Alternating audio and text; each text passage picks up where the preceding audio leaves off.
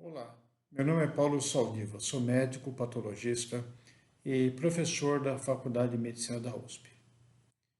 Eu me interesso por doenças respiratórias, cardiovasculares e, mais recentemente, como eu tenho me interessado como as cidades modulam a relação entre saúde e doença e, eventualmente, entre vida e morte. Minha área de pesquisa, uma das áreas de pesquisa mais centrais para a minha vida é o estudo da poluição do ar e clima.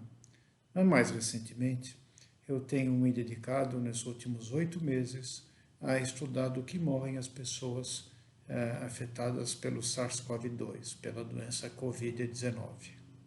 É interessante que tanto para as doenças respiratórias quanto para as doenças cardiovasculares e para as febres, como a Covid-19, existe sempre um padrão estereotipado de distribuição da gravidade dessas três entidades, que não são muito relacionadas com o ambiente urbano. Nós tendemos a associar a maior gravidade e frequência dessas doenças mais nas periferias, onde existem vários setores que são várias condições que propiciam para a maior, digamos, vulnerabilidade dessas pessoas.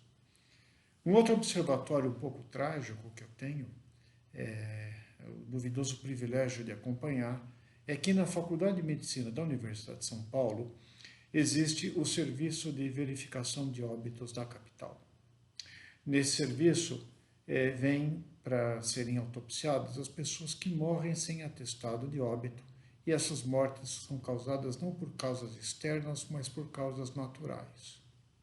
E é impressionante, ao longo do tempo, como a gente pode ler a cidade no corpo das pessoas, através da impregnação de carbono no pulmão, pela poluição do ar, na capacidade com que elas têm, que as famílias têm, as pessoas próprias tinham, de envelhecer. Envelhecer e cuidar das doenças crônicas que lhes acometem. Também é nas febres que nós conversamos com os familiares quando entregamos os corpos e dizemos do que aconteceu. E na Covid-19 também, a mobilidade, as condições de moradia, as condições então de espaços públicos, da densidade populacional, e também não só no aspecto externo, mas também o número de pessoas que moram dentro de cada habitação determinam com muita eficiência e com muita precisão um risco maior ou menor para se desenvolver a doença ou para dela falecer. Bom, então, como é que me atrevo então a falar no encontro de urbanismo? Basicamente, eu gostaria de, primeiro, nomeá-los doutores. Porque, como exemplo, só para se ter uma ideia, o risco de morrer antes digamos, os anos perdidos de vida produtiva por infarto do miocárdio ou derrame cerebral, assumindo que a idade limite para isso são 70 anos, ou seja, morreu antes dos 70, você está perdendo anos de vida produtiva, varia enormemente na cidade de São Paulo, cerca de 10 vezes, ou seja, é uma ordem de grandeza. As regiões onde mais rapidamente você perde anos de vida produtiva, onde você morre antes do tempo, estão localizadas primeiro no centro da cidade, na cidade de São Paulo, no Brás, no Bom Retiro, nos baixios da Bela Vista, perto da Baixada do Glicério, onde existe um grande número de pessoas morando em condições precárias e trabalhando em condições subhumanas. Depois disso, você tem uma melhora das condições na cidade e vai começando a deteriorar as condições de saúde à medida que você se afasta do centro. Lógico que com exceções. Uma heterogeneidade bastante grande, mas que é capaz de explicar, se você for mapear a variabilidade da distribuição dos riscos de morrer antes do tempo na cidade de São Paulo, você consegue explicar com indicadores como distância do centro, nível socioeconômico, etnia e também renda, cerca de 67% da variabilidade. Ou seja, na faculdade de medicina, eu ensino como patologista, uma das coisas que me compete é ensinar os mecanismos de entupimento de artérias. Eu explico 33% do sinal. 67% ficam para fora de razões, de fatores que são, digamos, que cabem na saúde. O resto está com o urbanismo, está com o planejamento urbano, está na forma como nós organizamos a nossa cidade. Rapidamente, então, eu vou me atentar para 4 situações onde o planejamento urbano é fundamental para determinar a qualidade de vida. E eu vou fazer isso não no sentido de saúde urbana, encarando a saúde urbana como a saúde das pessoas que vivem nas cidades.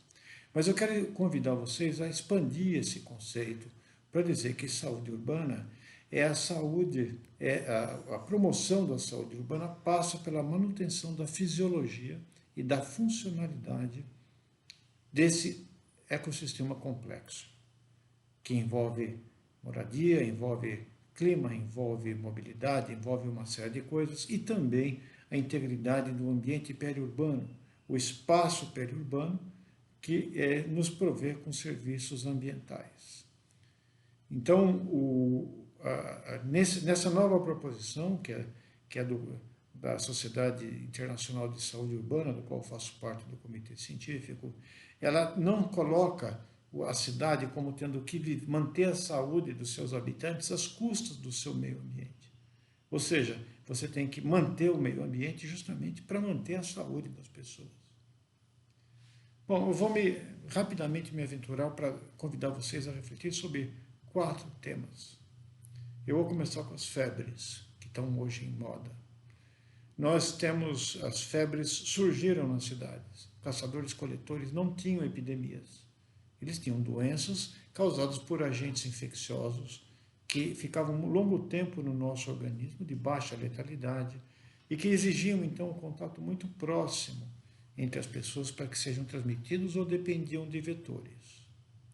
As febres epidêmicas, como a peste bubônica, a varíola, cólera, a gripe, a influenza e também agora os beta-coronavírus, que está causando, por exemplo, agora a Covid-19, elas precisam das cidades para viverem. No momento que, por força de dominar o ambiente, produzir alimentos, nós conseguimos, então, produzir quantidade de alimentos através da domesticação de animais e processo de produção que fizeram com que a população daquelas pequenas comunidades caçadores-coletores aumentasse. Mas com isso você desenvolve, de um lado, o espírito humano, a civilização, mas, por outro lado, você põe muita gente junta com capacidade de trocar micro-organismos, muitas vezes favorecidos pelo lixo que se acumula nas ruas. Então, as pandemias e as epidemias surgiram nas cidades e se propagam também pela comunicação que existe entre as cidades. Por exemplo, a pandemia, quando houve uma mutação um pouquinho antes do início da Idade Média, entre a peste justiniana em Roma e a peste que inicia-se no século XIV na Europa, houve uma incorporação de alguns plasmídios de agressividade na Yersinia pestis, uma bactéria que se alojava inicialmente em roedores silvestres, depois passa a habitar o rato urbano.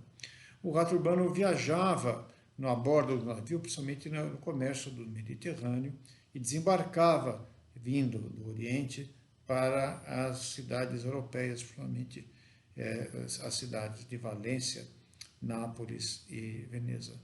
E a partir dali se espalhavam pelo continente europeu, também pela troca de mercadorias. Os ratos, eles adoeciam e os vetores eram as pulgas que neles habitavam, que também adoeciam.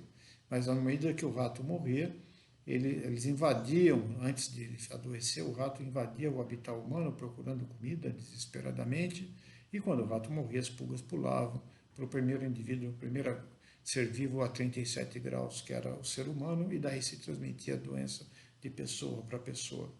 Toda vez que vinha um surto de peste bubônica, morria 70% da população, 80% da população de uma cidade. Os resistentes sobreviviam, e aí você demorava 20 a 30 anos até que nascesse gente suficiente que não tivesse imunidade, a chamada imunidade em rebanho, ou o perfil genético que fazia sobreviver a essa doença gravíssima. Mas demorou para a peste bubônica dominar a Europa, em vários surtos, cerca de 400 a 500 anos. Como se imaginava que a doença era causada não se sabia o que eram bactérias, pelos odores, pelos miasmas, tanto a figura do médico, aquele nariz grande com ervas aromáticas, se resolveu fazer saneamento. Ao se limpar a cidade, sumiram os ratos e sumiram então os reservatórios. Também se tomaram medidas de um urbanismo, digamos, autoritário, medidas sanitárias, quer dizer, o urbanismo dialogou com uma saúde, constituindo as bases para algumas revoltas, algumas medidas extremamente agressivas, como quarentenas e lazaretos de isolamento. E essa ideia de você fazer um saneamento urbano, ele permeia a reforma sanitária do Chadwick, ele tem a ver com o início das vacinas, inclusive com a vacinação compulsória, a ponto de que chegou até nós na renovação, quando o Rio de Janeiro faz o prefeito Pereira Passos faz um urbanismo, faz uma reurbanização do Rio de Janeiro, e a vacinação para febre amarela e também para a campanha para a exterminação da varíola, houve então uma grande movimentação de pessoas que se sentiram com seus direitos tolhidos e resulta na revolta da vacina. Bom, o cólera, por exemplo, que também era uma pandemia por causa de saneamento, pelo vibrião colérico, uma coisa de água suja, demora quase um século para se espalhar pelo mundo a bordo do comércio, dos navios que faziam o comércio exterior inglês. Então, ajuntamento de pessoas em cidades, hubs de comércio, centros de divulgação, de aglomeração de rotas, mais mobilidade, fizeram com que as pandemias ocorressem nas cidades. No caso da gripe espanhola, que não é espanhola, ela nasce nos Estados Unidos, mas acompanha a migração de recrutas norte-americanos que foram lutar na Primeira Guerra Mundial, ela se espalha por causa da grande movimentação de tropas no início do século XX. E ela vira a gripe espanhola porque a Espanha não estava participando da Primeira Guerra Mundial, e os jornais podiam noticiar que tinha uma febre que matava pessoas tanto quanto balas, tanto quanto armas. E da gripe noticiada pelos jornais espanhóis passa a ser gripe espanhola. E com a volta dessas tropas para os seus países, tanto que chega no Brasil a partir do navio inglês que passara por Lisboa, Demerara, mais um navio que estava na costa africana, onde o Brasil tinha mandado observadores e também corpo médico e corpo de auxílio para a Primeira Guerra Mundial, ela desembarca no Brasil. Então, existe então essa disseminação das doenças através desses vírus de transmissão interpessoal, como, por exemplo, as gripes, a gripe do H1N1, que foi... E depois esse vírus circula durante umas 2 décadas até ser deslocado pelo H2N2, a gripe asiática, na metade do século XX. Mas eram 2 pandemias virais por século. No século XXI, nós já tivemos a síndrome respiratória do Oriente Médio, da China, que começou na China em 2002, depois o H1N1 voltando de novo em 2009, com uma pandemia global, depois a síndrome respiratória do Oriente Médio, que começou na Arábia Saudita, também por um beta-coronavírus, e depois, que foi em 2002, e agora, em 2019 e 2020, um outro beta-coronavírus, o SARS-CoV-2. Diferentemente do que acontecia no passado, sempre começaram essas pandemias em cidades com milhões de habitantes e que tinham grandes conexões com rotas, agora não mais de navios, mas de avião. a ponto de que uma doença que começa, o vírus é isolado no final de dezembro de 2019, tinha posto o mundo de joelhos já em fevereiro, transportado por aviões. Bom, então as febres de transmissão interpessoal são frutos da cidade, do ajuntamento, das formas de transporte coletivos, estão sempre relacionadas com proximidades de hospitais, templos religiosos, espaços de encontro, como jogos, estádios de futebol, e também, digamos, grande adensamento urbano e população pobre que não tem resiliência econômica para poder tanto ficar em casa, como porque precisa trabalhar, seja ela a pessoa que ficou adoecida ou alguém que mora na mesma casa, compartilhando condições de moradia muito precárias. As doenças infecciosas também causadas que não são pela influenza, que não são de natureza interpessoal como a influenza e os beta-coronavírus, mas que dependem de vetores, também dependem de condições urbanas. Por exemplo, as doenças por mosquito, como a dengue, chikungunya, a própria febre amarela, elas nascem primeiro da ruptura no caso da febre amarela, a febre amarela silvestre vai pela corrosão do espaço periurbano e pelo aquecimento que vai trazendo, então, a doença para cada vez mais ao sul. Antigamente você tinha que tomar vacina de febre amarela quando ia para as regiões endêmicas, agora não. Como aconteceu em 2018 aqui em São Paulo, a febre amarela acontecia nas franjas da cidade. Zika, chikungunya e dengue, eles são frutos, primeiro, do aumento da temperatura urbana, que faz com que exista uma eclosão mais rápida das larvas dos mosquitos. Vive também da alteração do regime de chuvas, que faz poças, criadouros naturais no lixo que se acumula, o lixo sólido que se acumula nas ruas, criando então as condições para que ocorra a eclosão das doenças, e a gente está perdendo essa guerra contra essas doenças transmitidas por mosquito. Cada ano aumenta mais o número de pessoas afetadas por Zika, por dengue e chikungunya. E isso só vai parar quando a gente tiver vacina para esses agentes, porque a não ser que a gente melhore muito o saneamento urbano, como fizemos na Idade Média, no tempo da peste negra, da peste bubônica. Febres, então, são características, principalmente as de grande massa, elas sejam transmitidas por vetores, como entre as pessoas, são frutos das cidades. Uma outra coisa que afeta bastante o ambiente urbano é a obesidade.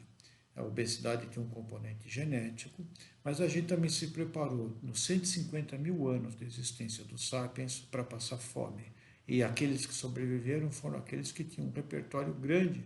Nós temos uma capacidade absortiva, seja pelo próprio funcionamento do nosso tubo digestivo, seja pela incorporação de quase 2 quilos de bactéria que nós temos na microbiota intestinal para absorver celulose, seja pela produção de métodos, a gente cultiva alimentos e também os cozinha, a ponto de poder então comer muita proteína e gordura num curto espaço de tempo.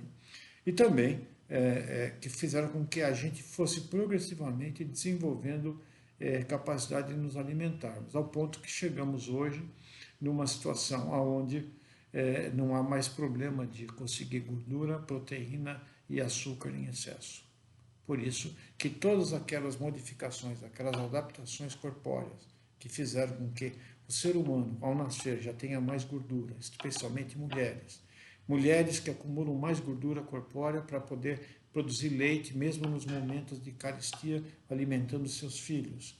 Tudo isso foi sendo programado e, de repente, mudaram o script da nossa evolução, fazendo com que certas vantagens evolutivas da antiguidade ou de um tempo muito remoto passassem a ser desvantagens por um descompasso evolutivo entre o que a gente se preparou para viver e o que a vida nos trouxe. As cidades também fazem com que, por exemplo, o padrão alimentar seja educado errado. Uma criança que está está passando da amamentação materna e láctea exclusiva para ter uma dieta mais pastosa. Quando as famílias levam no supermercado, vai ver rapidamente que existem atrativos, né, brinquedos dentro de alimentos muito pouco saudáveis. Tá? Você quer aquilo que está dentro do ovo de chocolate, então você tem que comer o ovo de chocolate para ter o brinquedo que está escondido ali dentro. E assim vai. E com isso, você vai adaptando a sua papila gustativa a um repertório absolutamente não saudável de alimentos, favorecendo então a engorda. Engorda que também nas crianças é favorecida pela violência das ruas, do trânsito, que fazem com que o lazer seja cada vez mais passivo e eletrônico. O nosso trabalho também deixou, nós não andamos mais. Nós, na realidade, temos sedentarismo compulsório pela mobilidade passiva. Horas perdidas em congestionamentos, engordando. Nosso trabalho também deixou as cidades mudaram de vocação e não se mais produz. A única indústria que talvez tenha algum tipo de energia que ficou nas cidades grandes é a indústria da construção civil. Cada vez menos você também usa energia para assentar tijolos ou construir casas, mas ainda tem algum tipo de atividade. Ou então moto, frete em bicicleta, o que ficou. O resto é sentar no computador, digitar, dar um enter e não temos nenhum gasto calórico. Então, as cidades passaram a ser laboratório de engorda. Quanto mais densa a cidade, mais tempo ficamos parados, menos tempo temos para cuidar de nós mesmos, menos tempo nós temos para investir em atividade física que nos falta na mobilidade e no trabalho. Então, promoção de mobilidade ativa é um dos pontos centrais para reduzir o risco de obesidade e que, consequentemente, leva à aterosclerose e síndrome metabólica, como diabetes e hipercolesterolemia. A saúde mental é outro aspecto muito importante que nos falta nas cidades. Quanto maior a cidade, maior a taxa ajustada de depressão, de esquizofrenia, de ansiedade. E acho que muitos dos que estão discutindo, inclusive eu, nós por vezes nos acordamos à noite ansiosos sem saber por quê. E temos que acordar para escrever numa tela de ecrã alguma coisa que devemos fazer e que nos ocorreu somente no meio do nosso sono. Bom, por que as cidades são tão difíceis para a nossa saúde mental? Primeiro, o ritmo de trabalho. Não é propriamente trabalhar numa cidade grande não é propriamente uma experiência de elevação espiritual, não é um spa, não é um retiro, não é um templo budista de meditação. Nós somos todas as horas assaltados pela competição entre nós, pelo medo nas ruas, pela agressividade no trânsito. Nós também dormimos menos porque nós chegamos mais tarde em casa e acordamos cada vez mais cedo por causa da mobilidade. E a perda de sono impede que você tenha os ciclos necessários para a reposição dos mediadores, a neuroquímica cerebral que se faz nas fases profundas do sono. A luz também, o ciclo de luz muda. A vida humana, o ser humano, o Sapiens surge possivelmente na Etiópia, no paralelo 10, com ciclos de 12 horas de claro, 12 horas de escuro, e nós cada vez mais passamos menos tempo no escuro. Ao passarmos menos tempo no escuro, a melatonina, que é o hormônio que induz o sono e induz a gente mergulhar na fase mais profunda do sono, ela começa a ser secretada cerca de 2 horas depois que você está com baixa intensidade de luz na retina. E cada vez mais nós passamos quantas horas no claro? Seja no claro do dia, seja no claro da luz do sol que a gente colocou em bulbos, inclusive de LED com emissão de azul, num comprimento de onda alto que estimula a retina cada vez mais intensamente. Nós levamos o sol para a cama, trabalhando em computadores ou lendo em telas de celular. Com isso, o nosso sono, a nossa arquitetura de sono fica alterada. Assim como o ruído urbano, que impede que aprofundemos o sono, porque o ruído faz com que a gente levante, entre um estado de alerta, porque isso digamos, atávico. Né? A nossa audição é um extremo meio de proteção contra predadores ou inimigos. Além disso, tem um aspecto central que as cidades, quanto maiores, fazem com que percamos relações afetivas e sociais.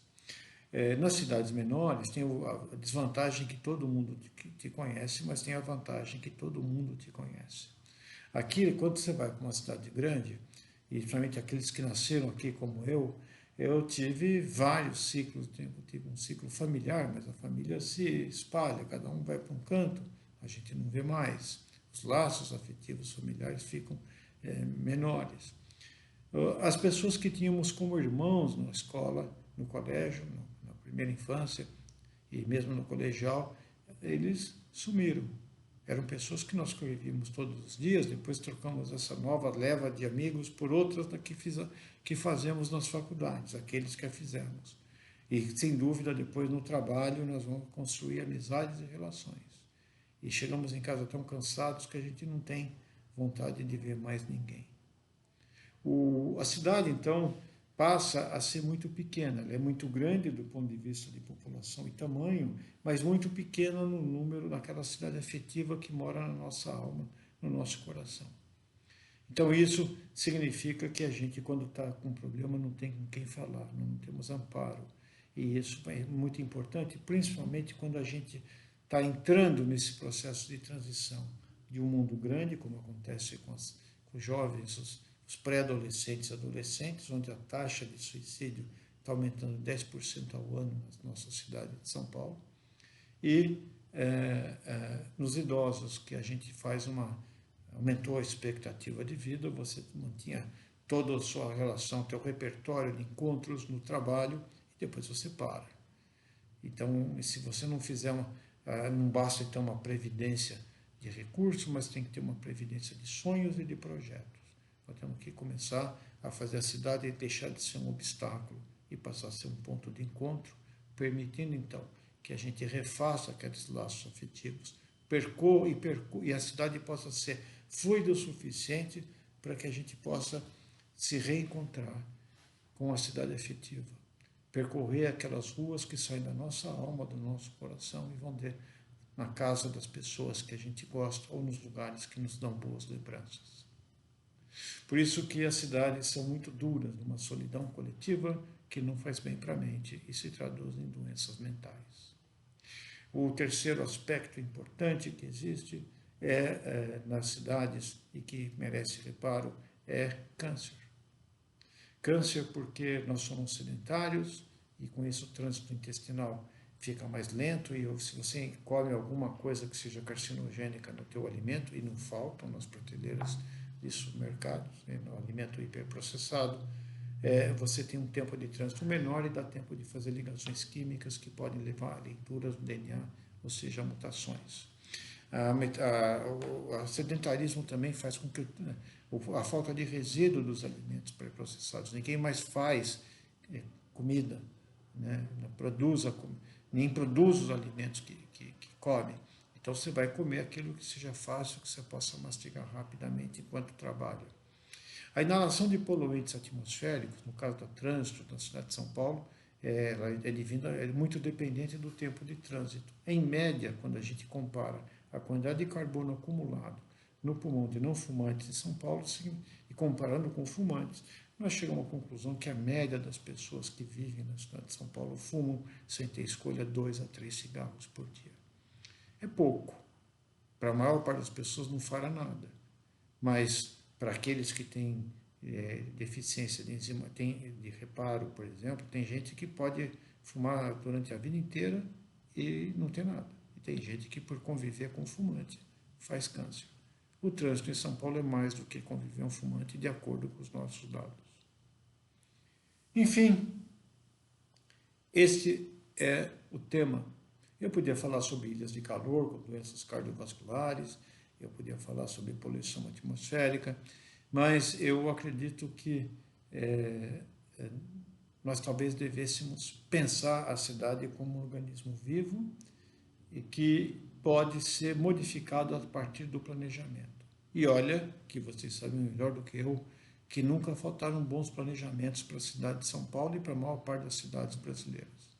Nós tivemos grandes planos diretores feitos por grandes urbanistas, mas que foram rigorosamente ignorados pela execução da realidade da execução política.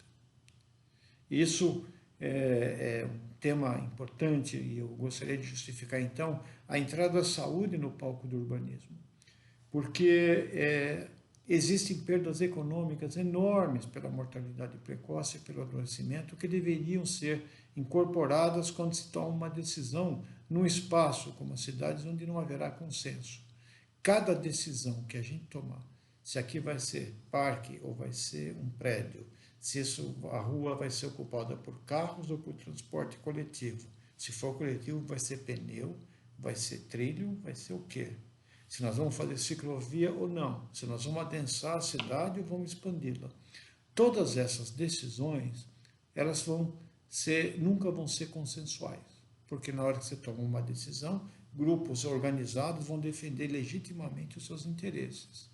Só que, às vezes, o interesse de um grupo não é o interesse da maior parte das pessoas. E, para isso, você precisa de política.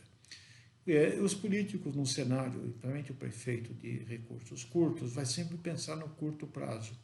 E ele não vai incorporar as perdas que algumas decisões erradas tiveram. Não é que não está melhorando, está. Mas hoje acho que seria impossível você asfaltar um rio e colocar uma avenida em cima ou construir um elevado Costa e Silva na cidade de São Paulo. Mas agora eles estão aí. Né? Nós perdemos os rios, perdemos a chance de fazer parques, pontos de encontro, centros de mobilidade ativa, espaços culturais. Nós despovoamos o centro para fazer escritórios. Talvez agora, com esse novo cenário, exista então uma menor demanda por espaços muito servido de serviços públicos, porque muitas corporações vão reduzir o tamanho dos seus escritórios. Talvez haja oportunidade de reverter algumas das tendências que a nossa cidade de São Paulo, desculpe eu falar de São Paulo, porque eu sou paulistano e amo essa cidade, e que possa reverter algumas das barbaridades que foram cometidas, apesar dos planos diretores.